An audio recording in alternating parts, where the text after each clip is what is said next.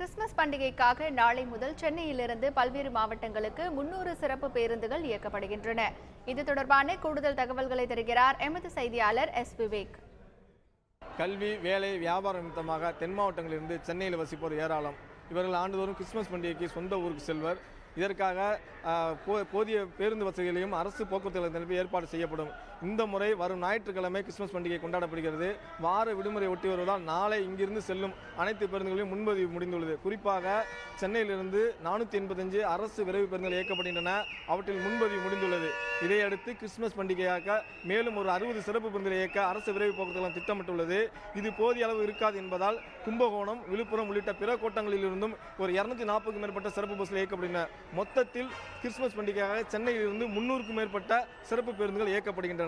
இதேபோல அடுத்த வாரம் ஞாயிற்றுக்கிழமை புத்தாண்டு பண்டிகை வருகிறது. அதுவும் வார விடுமுறை ஒட்டி வருவதால் இதே அளவுக்கு இணையான ஒரு 300 சிறப்பு பேருந்துகளை இயக்குவதற்கு போக்குவரத்து கழகம் திட்டமிட்டுள்ளது. இதேபோல பொங்கல் பண்டிகைக்கும் தேவையான ஏற்பாடுகளை அவர்கள் செய்து வருவதாக அதிகாரி தரப்பில் நம்ம கூறியுள்ளனர். மேலும் நாளை இந்த 300க்கும் மேற்பட்ட பேருந்துகள் தவிர்த்து கூடுதலாக பேருந்துகள் தேவைப்பட்டாலும் இயக்குவதற்கு நாங்கள் தயாராக இருப்பதாக அதிகாரி தரப்பில் நமக்கு தெரிவித்துள்ளனர். தந்தி டிவி செய்திகளுக்காக ஒளிப்பதிவாளர் நெப்போலியனுடன் எஸ். விவேக்.